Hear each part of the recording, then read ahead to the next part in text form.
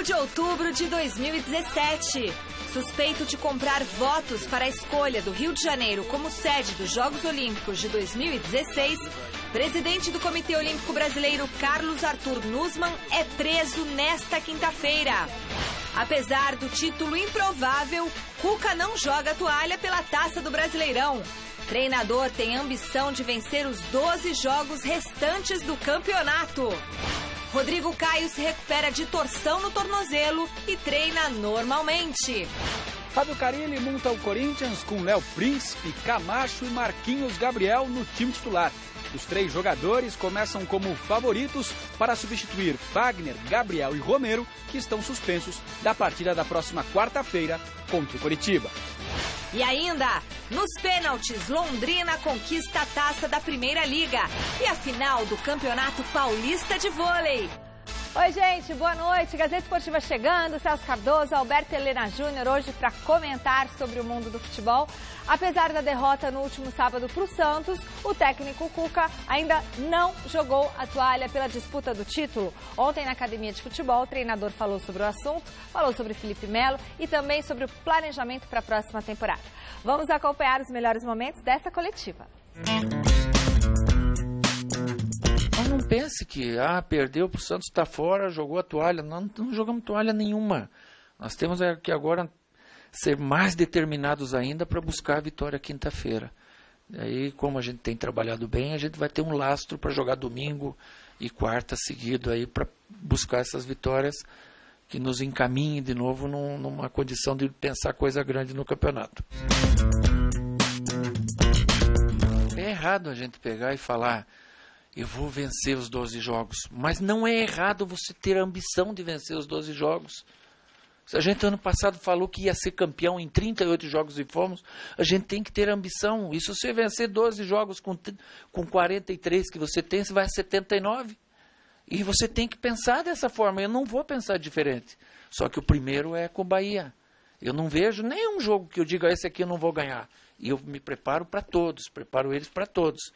Às vezes não dá, como não deu no jogo de sábado, que foi um pecado, na minha opinião. Nós poderíamos ter vencido, que hoje todo mundo ia estar falando: o retrovisor está chegando, tal, com o mesmo desempenho que a gente teve no jogo passado. Então eu não posso, no jogo passado, ter perdido com um desempenho bom e achar que está tudo errado, agora ter que tirar 4 jogadores por outro. Aí nós vamos remar até o final do ano e não sair do lugar. Ele já fez esse trabalho para nós lá contra o Internacional, no jogo da Copa do Brasil, que o Edu tinha o cartão amarelo, nós tiramos o Felipe da cabeça de área, passamos para a zaga, conseguimos a classificação, ele foi bem, e ele tem o controle da posição, sabe se posicionar muito bem, tem o comando, tem a liderança. Penso nele sim como zagueiro também. Sobre o Felipe, então, em breve, se não for agora, ele pode ser pelo menos um reserva para você? Sim. Ele vai ter uma oportunidade para jogar de novo no ano? Eu não sei se vai ter, a gente não sabe o que vai acontecer, né? O que os jogos vão te pedir ou oferecer. Mas ele é um jogador do Palmeiras. Ele é importante para o Palmeiras. Às vezes você não é só importante jogando. Ele estava lá no vestiário domingo apoiando os companheiros dele, isso é bom. Isso é ótimo. Isso ele ganha ponto com ele, com os companheiros, com o treinador, com todos do Palmeiras. Então, ele mesmo que não esteja jogando, ele estando ali incentivando, apoiando, dando alguns conselhos para alguns que são mais jovens e precisam, ótimo, está ajudando, e é isso que a gente precisa. Eu quero poder, o ano que vem, nesse ano ainda, fazer a montagem do ano que vem, que é o que eu gosto de fazer. O que, modéstia à parte, eu tenho feito boas montagens nos times que eu passo já há muito tempo e gosto de fazer, né? Porque quando se faz uma montagem no começo do ano, você monta um perfil que você imagina dentro das ideias que você tem. Poder montar um Palmeiras muito mais forte do que a gente imagina para poder ganhar tudo que a gente puder ganhar, né? Mas sem autopressão, isso é o natural.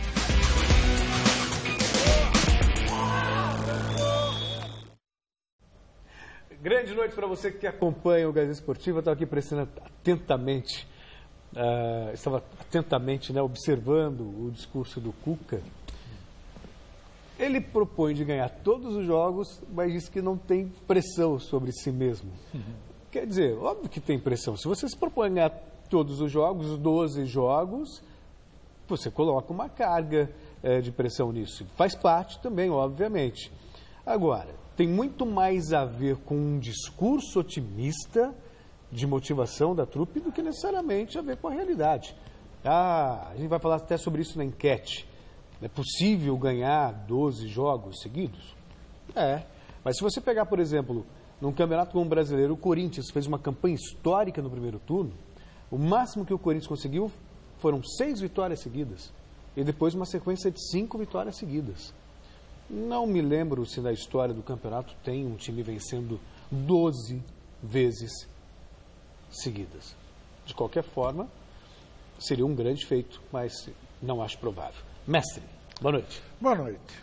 É muito piriri, pororó. Olha aqui, gente. Vamos parar de conversinha. O que o Palmeiras precisa é jogar bola. É isso aí. O Palmeiras não está jogando bola. Ganhou aí uma outra partida e tal, mas está longe de ser aquele time que criou tanta expectativa no início do campeonato e que tem recurso para fazer um futebol muito melhor do que tem feito até aqui. O Cuca não achou o time. Essa é a única verdade. O resto é tudo papo furado. Não achou o time ideal. E o Palmeiras está nesse negócio. Ganhou aí as últimas partidas e tal, perdeu outra. Mas é isso aí. Muito bem, então vamos para, como a gente viu aí no VT, a ambição de Cuca é ousada para essa reta final de campeonato. Vamos colocar na nossa arte. Por isso a gente quer saber, o Palmeiras conseguirá vencer os 12 últimos jogos do Brasileirão? O Palmeiras vai dar uma de Corinthians e vai conseguir vencer os 12 últimos jogos do Brasileirão, Celso? Eu acho que não. Não acredito nisso. Mas não. Acho que até seria porque legal. O mestre foi muito feliz no que ele disse. O Palmeiras não está jogando nada. Se estivesse apresentando um futebol... Aliás, nenhum clube do Campeonato Brasileiro está apresentando um futebol de encher os olhos. Ganha aqui, empata lá, perde lá, aí vai ser assim com todos. É que o Palmeiras, quando anunciou todos os reforços, no começo do ano, se eu tivesse com um pensamento do começo do ano, eu ia falar assim, Palmeiras pode chegar, se não 12, 10, 9, mas todos os jogadores que foram contratados a peso de ouro não estão rendendo, nem Borja, nem Daverson, nem Guerra, nem Felipe Melo, que não está nem jogando. Enfim, não. Ganha os 12 jogos? Só para animar mestre, a trupe. ou não? Eu acho que não, né? É muito difícil, 12 jogos assim, de enfiado, sem estar jogando um futebol precioso. Então, não. Olha, ele tem que fazer esse discurso que é para animar a tropa, não sei o quê. Claro. Tem que ter uma meta. Mas é blá, blá, blá. Mas vamos falar só uma coisa. O Corinthians também no começo do ano, quando venceu, não tinha esse futebol de encher os olhos. Era um futebol de resultado também.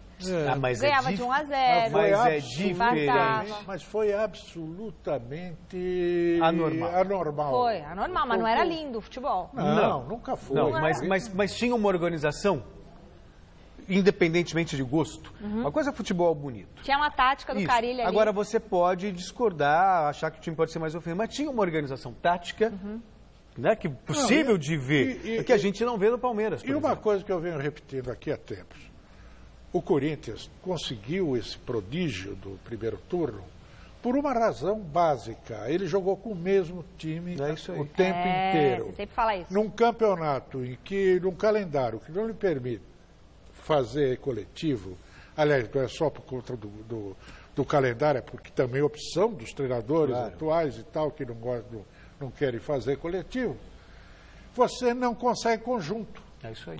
Entende? Se você não ir trocando os jogadores, pior ainda. E se você não consegue conjunto, você tem menos chance de obter resultado. O Corinthians foi o inverso. Ele aproveitou esse período todo para manter o mesmo time. E isso deu conjunto à equipe.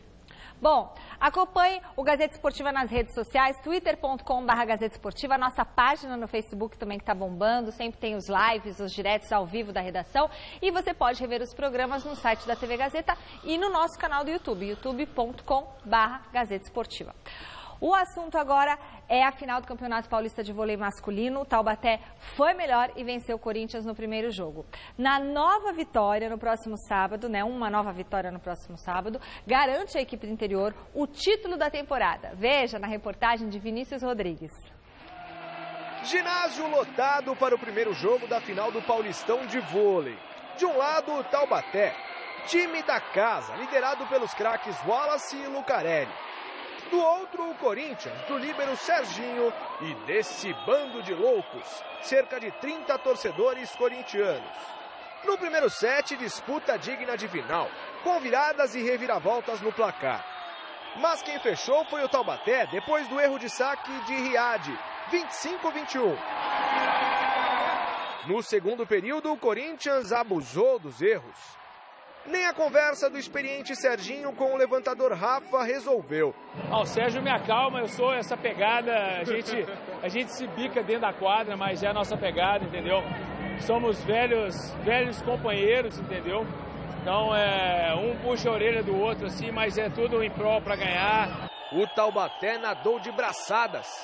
E Dante fechou 25-19 para os donos da casa.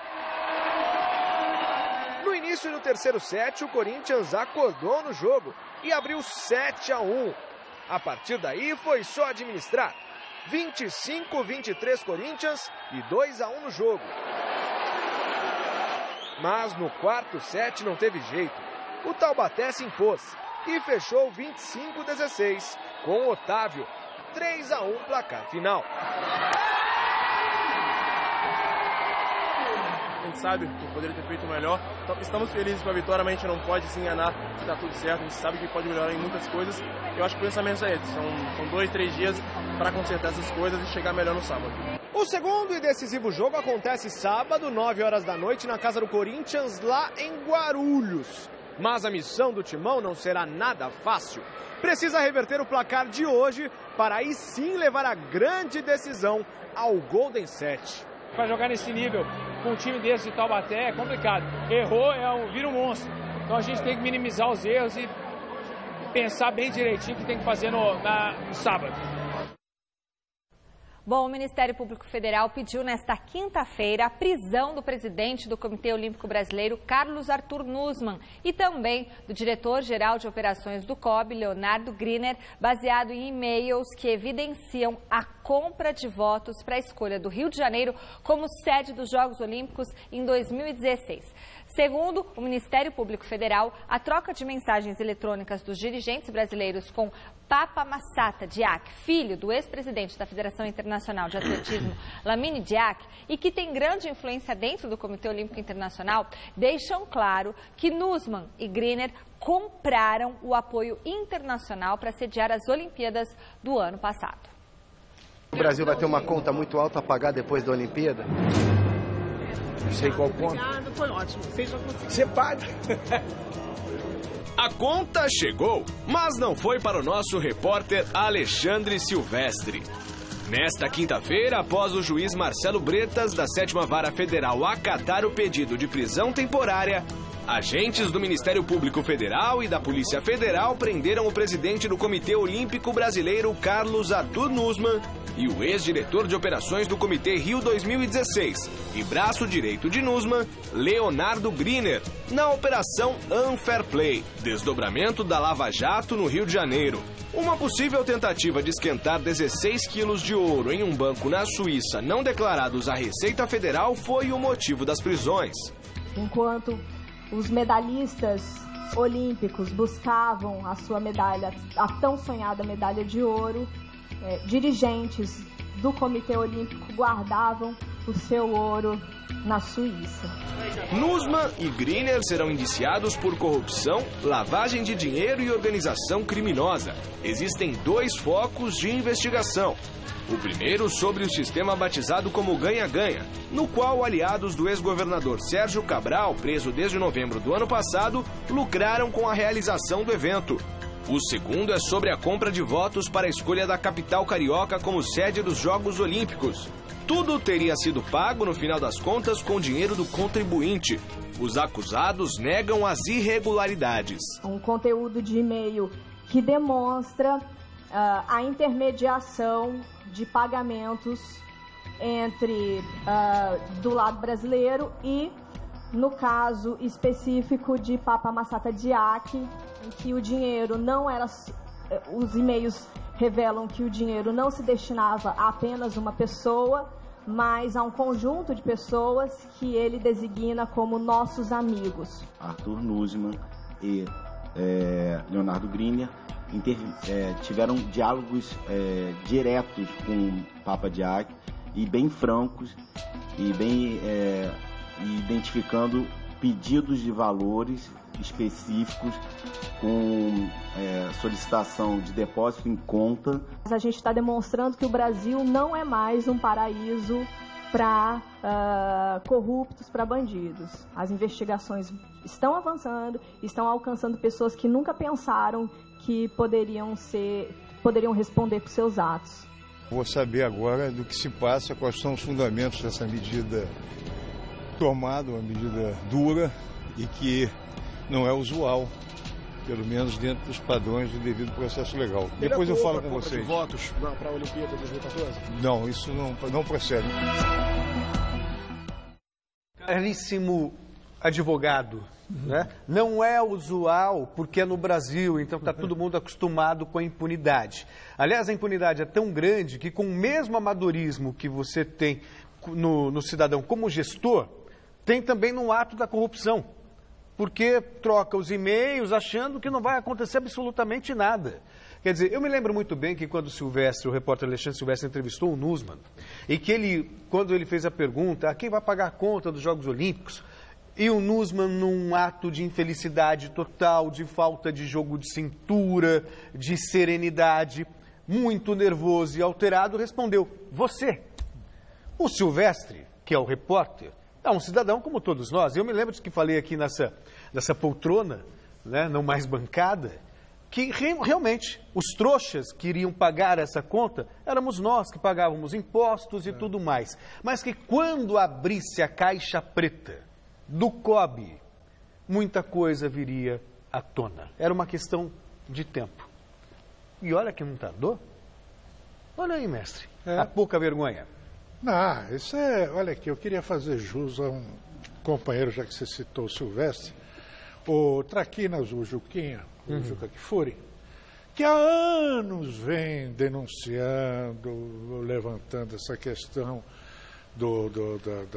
da vida, né, e dos malfeitos do Nussmann, né? E que as autoridades brasileiras não fizeram nada. Nada, absolutamente isso nada. Antes das Olimpíadas, né? Quer dizer, sabe, lá fora o Marinho está em cana. E aqui o Del Nero Aqui o Del Nero está aí, livre e fresco. Bom, é preciso uma lava-jato no esporte brasileiro, isso é mais do que evidente, né? Espero que os safados sejam encanados devidamente. Olha só, o que me espantou, o que ele tem de ouro guardado na Suíça. Né? Tem gente que guarda dólar, tem gente que guarda dinheiro no coxo, ele guarda ouro, né, na Suíça. Dava para confeccionar medalhas para 3 Jogos Olímpicos. Brincadeira. 3 Jogos Olímpicos. É triste isso, né? Haja medalha, ou melhor, haja ouro para tanto. Ou seja, tem ouro ali para fazer medalha para todo mundo até 2028. Tá bom para você ou não? Acho que estava razoável. Tá. O Londrina é campeão da Primeira Liga. Depois de um empate em 0-0 no tempo normal, a decisão foi para os pênaltis e o Tubarão levou a melhor diante do Atlético Mineiro. Veja como foi. No Estádio do Café, a torcida compareceu para apoiar o Londrina diante do Atlético. Dentro de campo, o Tubarão buscou gol a todo momento, principalmente através dos chutes de longa distância. Em um deles, Negueba exigiu grande defesa do goleiro Vitor. O time mineiro também teve oportunidades, mas estava longe de acertar o alvo. A história não mudou no segundo tempo, com ambas as equipes desperdiçando as oportunidades de ataque. O 0 não saiu do placar e assim a decisão foi para os pênaltis. Pelo Londrina, Jumar iniciou bem a disputa. Fábio Santos foi para o Galo e deixou tudo igual. Na cobrança do zagueiro Edson Silva, Vitor quase pegou. Com categoria, Robinho empatou a decisão novamente. Ayrton deslocou Vitor e recolocou o time paranaense na frente. Pelo Atlético, Cleiton bateu e César defendeu. Dirceu foi para a bola. Vitor acertou novamente o canto, mas o zagueiro ampliou a vantagem do Londrina. Chegou a vez de Rafael Moura e a estrela do goleiro César brilhou mais uma vez. 4-2 nas penalidades e festa do Londrina, campeão da Primeira Liga de forma invicta. Para o Londrina é legal, é um título de porte regional, tudo bem, mas com grande... Mas essa Primeira Liga não pegou, né, mestre? A ideia era boa, mas depois virou mais um caça-níquel no meio de um calendário já apertado e insuportável. É o Brasil, meu Brasil, o brasileiro, que é isso aí. A Liga funciona em toda parte do mundo, menos no Brasil. Eles tentaram fazer aquela Liga do Clube dos 13, fizeram o campeonato, Copa União, que terminou em bagunça, porque até hoje discutem o título, se é do Flamengo, se é do Sport. É um negócio inacreditável. Eu não sei como é que o negócio, como é que a coisa funciona na cabeça dessa gente. Um calendário já estropiado, que não dá para o cara respirar, que não tem... Aí eles vêm e inventam mais um torneio. E domingão tem mesa redonda Futebol Debate especial com a presença do técnico são paulino Dorival Júnior para falar muito sobre o tricolor e também falar sobre os planos aí do treinador para não deixar o time do Morumbi ser rebaixado. Além de Dorival, quem também estará presente em nossos estúdios é o humorista Batoré. Lembra? Ele estava na última novela aí, da novela das 8, que é das 9, acho, né? Velho Chico. Então, lembrando, domingo, ao vivo, a partir das 9 da noite, estaremos juntos no Mesa Redonda. Manto Sagrado, esse é o nome da exposição que o Santos fez para apresentar um novo acervo, mais uma vez repleto de histórias e glórias do clube. Veja na reportagem de Adriano Dolfi.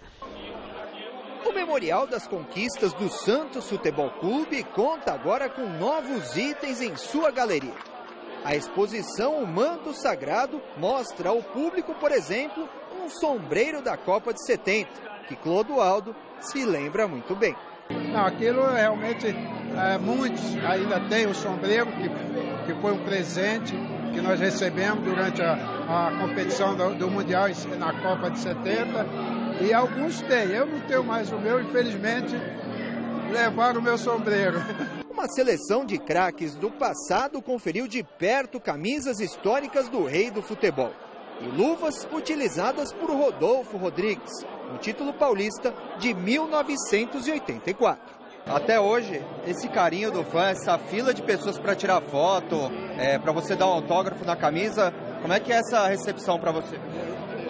Realmente, tantos anos depois, você fica realmente muito feliz, porque você está dando a imagem que você transcendeu o gramado, entendeu? Rodolfo Rodrigues elogiou o atual dono da camisa 1, Vanderlei. O Brasil não tem um goleiro que todo mundo fala é o goleiro titular da seleção, tanto assim que ultimamente tinha mudado bastante com os treinadores que tiveram. Por lo tanto, tanto goleiro como artilheiro tem que ser aproveitado na fase boa. Ele está na fase boa, pelo menos dá uma chance, uma oportunidade e ver se realmente ele resolve, dá conta do recado e aí o Brasil tem um goleiro por muitos anos. Vanderlei é o retrato do bom momento vivido pelo Santos nesta parte da temporada. Recém-eliminado da Copa Libertadores, a equipe agora está a 8 pontos do líder do Campeonato Brasileiro, o Corinthians. Estava hoje olhando toda a tabela, tudo é muito difícil, mas tudo é muito possível. Se os outros vacilarem, nós estamos aqui para não vacilar. Quem sabe o sonho de um novo troféu para aumentar ainda mais a galeria de títulos do Peixe.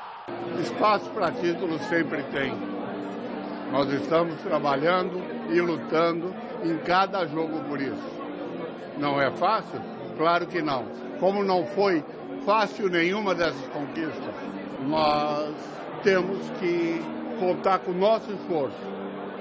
O insucesso dos outros é uma consequência que, se acontecer, a gente pega, mata e come. O Santos primeiro eu acho o seguinte, esse negócio do manto sagrado é uma escolha boa para o título, porque o manto sagrado está ligado intimamente à imagem do Flamengo, foi quem começou primeiro a usar essa expressão, e depois o Corinthians aqui em São Paulo. O Santos podia tentar uma outra expressão, né, para esse magnífico trabalho aí, essa exposição, porque é um time absolutamente único na história do futebol mundial. Foi o maior time do século XX. Isso não tem a menor dúvida, meu caro amigo. Foi o maior time, aquele time do Pelé, aquele Santos do Pelé, sem dúvida nenhuma. Foi melhor que o Real. O Real corria do Santos, não queria enfrentar não quis jogar, o Santos. né? Não queria. Corria dele. E o Real de Puskás, de Stefano, Copá, Rento, quer dizer, um timaço também, né? Mas o que o Santos fez foi incrível. Se você pegar os anos 20, você vai encontrar aquele Santos do Araquém Patusca, do Feitiço, dos 100 gols, campeão de 35. Depois ele ficou 20 anos à espera de um outro título, que foi em 55. Nesses 20 anos ele formou times muito interessantes. Ele tinha um acordo mais ou menos com o Fluminense, com o futebol carioca em geral. Então ele trouxe lá do Fluminense o Lafayette, trouxe o Mirim, trouxe o Elvio veio de lá, o Orlando Pingo de Ouro, o Carlyle, um monte de jogadores do grande Fluminense dos anos 40 vieram nos anos 50. Teve um jogador extraordinário, que pouco se fala, que era um meio armador inteligentíssimo, habilidoso, que era Antoninho Fernandes, que depois foi técnico do Santos durante muito tempo. Aí surgiu o time de 55. Olha, mas dava gosto ver jogar aquele time. Manga, Elvio Ivan, Ramiro, Formiga e Zito. Tite, Álvaro, Del Vecchio, Vasconcelos ou Pagão, né? Vasconcelos e Pepe. Era um timaço. Esse negócio do DNA ofensivo... Vem daí. Vem de lá de trás, porque o Santos sempre jogou um futebol assim. O time todo de branco, sabe? Dava uma visão gostosa do jogo, agradável. E era sempre ofensivo. Foi bicampeão, 55, 56, ninguém acreditava. Véspera da decisão do campeonato, final do campeonato, o Santos em condições de ser campeão, ele era rodapé da Gazeta Esportiva. O título era Corinthians, era Palmeiras, era São Paulo, o Santos estava lá embaixo. Né? E foi campeão. Bicampeão, 55, 56. E começou essa coisa de projetar jogadores da base, né? Criar jogadores e lançar jogadores. E aí veio aquele espetáculo que foi a partir do advento do Pelé. Claro. Né? E fez aquele time que só não ganhou tudo porque viajava muito, né? E não disputava a Libertadores porque não compensava. Sim. Para o Santos era mais negócio viajar, fazer essas excursões que ele fazia. Do que disputar a Libertadores. Que ele ganhava mais do que a seleção brasileira, campeã do mundo. A seleção brasileira campeã do mundo, ao viajar, recebia uma bolsa menor do que do Santos quando viajava. Um era 50 mil dólares, o outro era 80 mil. Tá vendo? Quer dizer, foi um negócio extraordinário a passagem desse Santos, a criação desse Santos, e ele continua por aí, né, jogando suas sementes no tempo. Né? Veio aquele time do Robinho e do Diego, depois veio o time do Neymar e do Ganso, daqui a pouco surge um outro, né, nesse mesmo nível. É uma característica deles mesmo. Bom, no São Paulo, o técnico Dorival Júnior segue preparando a equipe que só volta a campo na próxima quarta-feira contra o Atlético Mineiro em Belo Horizonte. O repórter Alexandre Silvestre esteve no CT da Barra Funda acompanhando o treino do tricolor. Nova tendência no São Paulo: treinos ora abertos, ora fechados e nem sempre entrevistas para a imprensa. Sala de coletivas vazia da Silva, as moscas. Ontem, Lucas Prato ocupou o recinto. A gente então requenta umas respostinhas para você. Primeiro, ele projeta o próximo duelo, fora de casa, com o Galo, onde foi ídolo. Todo mundo sabe o carinho que eu tenho, todo mundo sabe que Atlético mudou o treinador e que eles melhoraram, conseguiram um grande resultado fora de casa contra um time muito difícil. Independência é um estádio que a torcida é um jogador a mais, mas também sei que dos últimos 5 ou 6 anos é o pior ano de mandante de Atlético, né? Então, nós temos que aproveitar isso. O argentino vai certamente para o jogo de quarta que vem no Horto contra o Atlético Mineiro. Outros 2 gringos dificilmente. Cueva e Arboleda disputam eliminatórias na terça. Eu joguei ano passado, aconteceu isso comigo, contra a Colômbia, joguei titular. E aí voltei quarta-feira para Belo Horizonte, cheguei meia-noite, concentrei e outro dia eu joguei, acho que 25 minutos, 30 minutos contra Palmeiras na Independência. Acho que aí sim pode ser, mas jogar os 2 jogos de titular é impossível. Fisicamente não dá, e mais quando você tem viagem, né? Rodrigo Caio trabalha normal após torcer o tornozelo. Não parece ser problema. Na lateral esquerda, a briga boa entre Júnior Tavares, que volta de suspensão, e Edmar, que já não é mais o dono da posição. No gol, depois da última atuação, ninguém mexe com o Sidão. Porém, para o ano que vem, especula-se o goleiro Walter do Corinthians no Morumbi. A comissão técnica nem dá bola para esse tipo de conversa. Foca na preparação do time atual, no momento ainda delicado. O São Paulo é o 14º na tabela do Brasileirão, 1 pontinho apenas acima do Z4. O filho é quem conduz de fato a atividade. Enquanto o pai observa concentrado a combinação ataque versus defesa. Até que Dorival Júnior recebe a visita de um amigo, o audacioso treinador que está dando sopa no mercado, Fernando Diniz. Num dia sem coletivas formais, a presença dele por aqui no CT vem a calhar. O que fazes aqui, Fernando? Vim aqui bater um papo com o meu amigo Dorival aí. Não é a primeira vez, né, que você comparece aos treinos do São Paulo? Não, tá sendo um grande prazer poder aí trocar ideias com o Dorival e acompanhar a evolução do time, que tá legal. Você acredita que o São Paulo vai se livrar mesmo? Acredito. Desde quando não estava pontuando, o time estava evoluindo, e time que joga bem consistentemente, a tendência é de pontuar no campeonato. Concorda com o Fernando Diniz? Confia nesse São Paulo aí que vai escapar da degola? Não sei, isso aí é sempre previsível, né? Acho que o São Paulo não tem time para cair. Isso é um fato. Mas também não tem time para aspirar muito mais do que 12ª, 14ª colocação. Melhorou com o aproveitamento do Lucas Fernandes, por exemplo. O time começou a ganhar um pouquinho mais de inteligência no meio do campo, embora continuem os nossos treinadores com essa mania de pegar meia, armador e botar num lado, né? Sim. Fazer função de ponta, correndo atrás do lateral, quando devia e deixa para armação para Jusilei, para Sapetros, o pessoal que não sabe fazer essa coisa. Mas enfim, tá aí, agora não vai jogar o Cueva, né?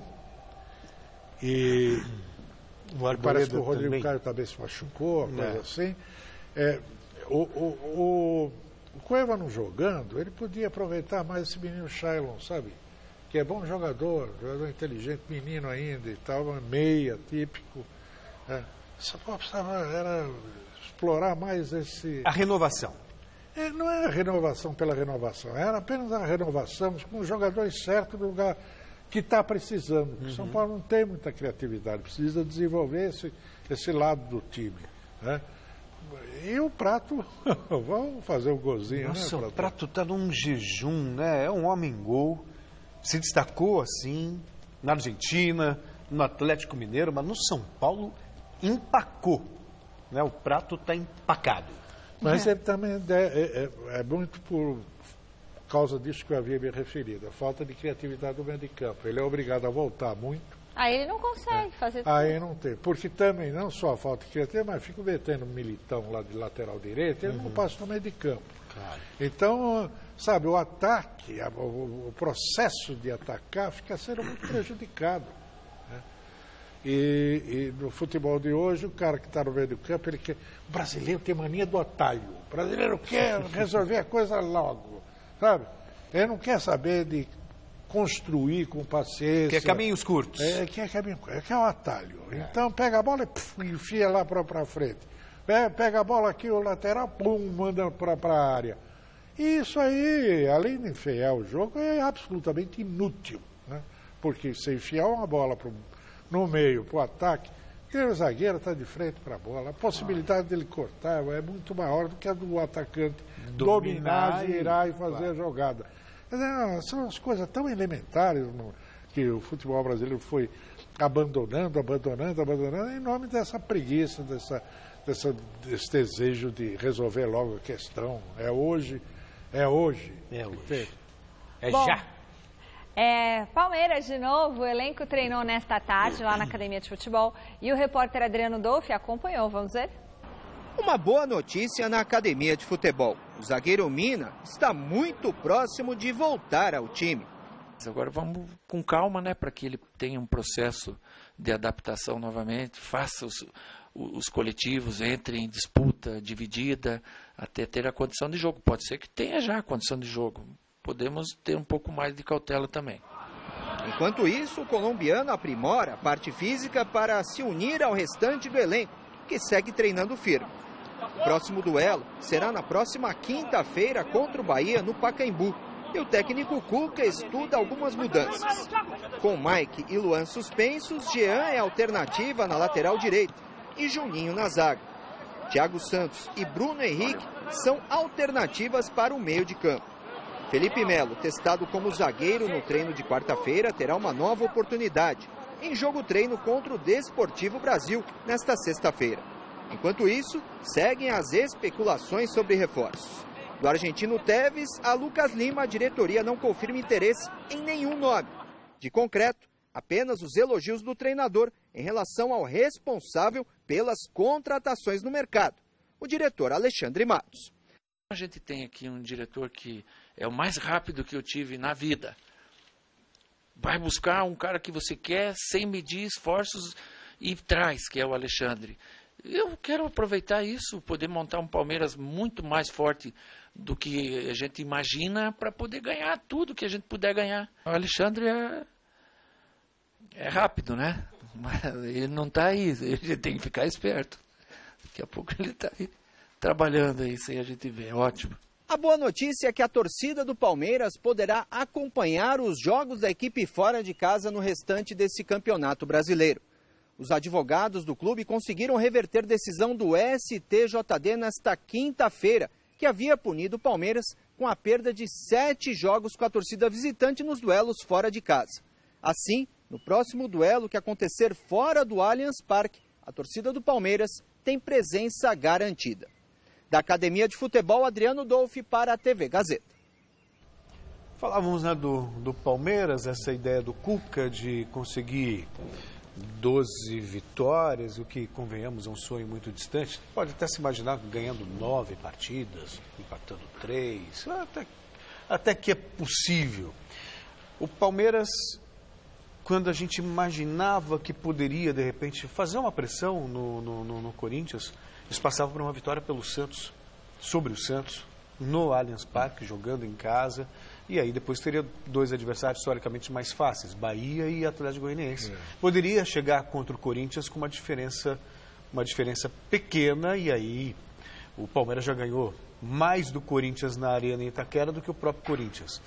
Então, seria um caminho, mas essa derrota para o Santos, eu acho que, sabe... Cortou barato. Até porque também fala-se tanto do Corinthians vai cair, a gente tem dito aqui, terminou o primeiro turno com 8 pontos de vantagem sobre o segundo colocado e a campanha é histórica. O segundo turno do Corinthians é uma campanha pífia, mas a diferença permanece em 8 pontos. Porque foi muito, né? Eu gostei dessa ideia de botar o Felipe Melo como zagueiro. Aliás, eu mesmo já sugeri isso aí, até quando ele estava jogando e tal, e o Moisés estava para voltar. Eu ponho o Moisés de volante, ponho o Felipe Melo de quarto zagueiro, porque ele vai dar uma saída de bola muito melhor para a defesa do Palmeiras. É um jogador alto, forte, marca bem e tal. É mole como volante, quer dizer, é lento como volante, mas como zagueiro é mais rápido. A única questão vai ser convencê-lo a não fazer falta, né? Porque... Aí na bola, somente na bola. Porque o zagueiro, ele não pode cometer muita falta, sobretudo na área, né? Que aí vira pênalti, o cara vai virar um festival de pênalti com ele lá. Então é preciso que manse. Felipe, mansa um pouco. Bom, segundo o blog do Bruno Voloch, lá do site gazetesportiva.com, o Palmeiras pensa em contratar o goleiro Jefferson do Botafogo para a próxima temporada. Ainda de acordo com o Bruno, a prioridade do clube palmeirense era um outro goleiro do time carioca, Gatito Fernandes, mas por estar em alta no fogão, o acordo seria mais complicado. Já o Jefferson tem contrato até o fim de 2018, mas anda insatisfeito por ficar entre os reservas.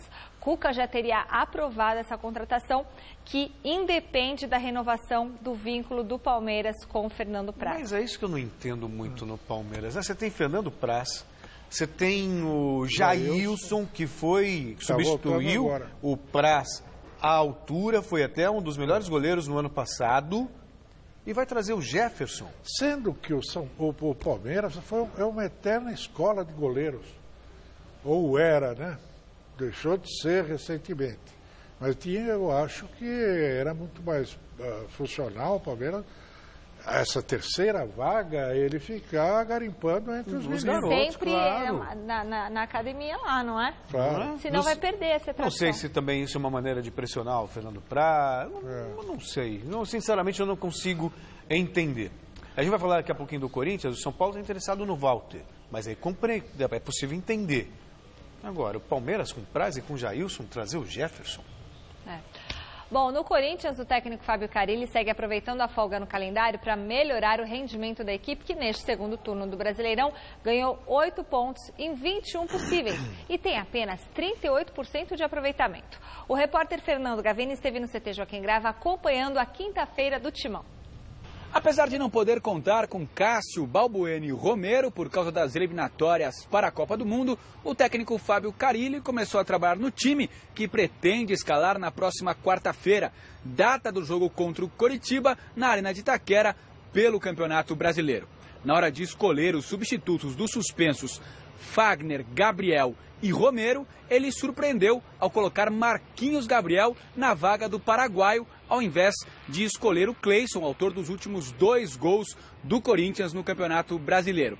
Na lateral direita, ele colocou o substituto natural do Fagner, o Léo Príncipe. E no meio-campo, ao lado do Michael, jogou o Camacho. É uma perca grande, óbvio, né? É um jogador que está entrosado com o time. Acho que o sistema ali, principalmente defensivo, como você falou, ele já está muito bem encaixado com o pessoal da linha de 4. E comigo também, mas o Camacho tá treinando bem, fez o jogo contra o Vasco, foi um jogo muito bom que a gente fez, e tanto tem o Felipe Bastos, tem jogadores que também podem suprir essa ausência aí desses 2 jogos, e a gente vai tentar fazer da melhor forma esses jogos que ele ficará de fora.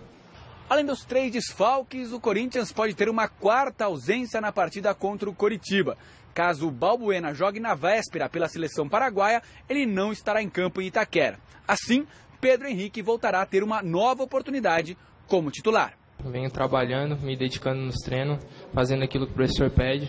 Então, estou preparado para a hora que aparecer a oportunidade, eu dar o meu melhor, como venho dando e como todos os companheiros da reserva que vem entrando, vem dando conta do recado.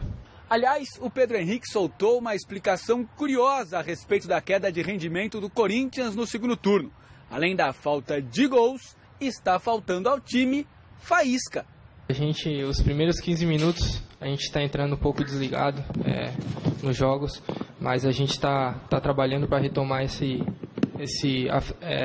está com a faísca atrasada, buscando essa faísca que a gente tinha no primeiro turno. Então, e também a finalização, que a gente finalizava muito no primeiro turno e acertava muito em gol.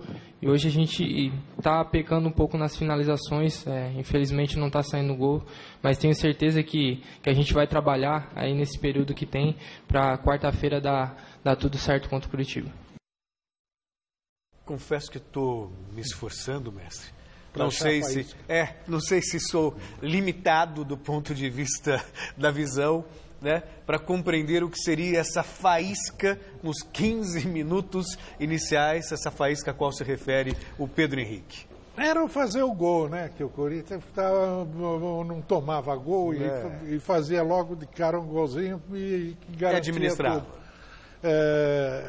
Isso realmente deixou de acontecer. Mas acontece que ele fazia esse gol por força da finalização muito correta do Jô e do Rodriguinho, principalmente. São os dois principais artilheiros. Mas depois isso não é possível manter esse mesmo nível. Claro. A não ser que seja um Cristiano Ronaldo, um Messi e tal. Mas o jogador normal, e esses jogadores são jogadores normais, sabe, uma hora não acerta o pé, não sai o gol. Aí o Corinthians não tem outro recurso. Sim. Porque não tem elenco. O negócio dele não tem conceito diferente. Ele não joga diferente. Ele não é capaz, sabe, de alternar esquema.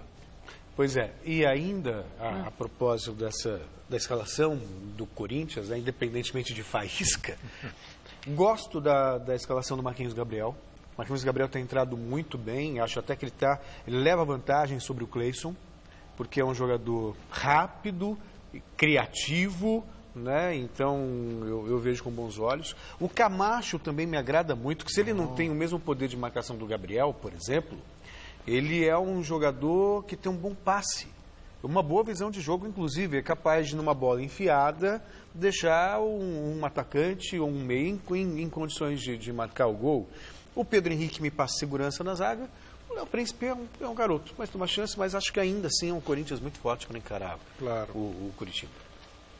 E está terminando agora o confronto entre Bolívia e Brasil pela penúltima rodada das eliminatórias para a Copa do Mundo da Rússia.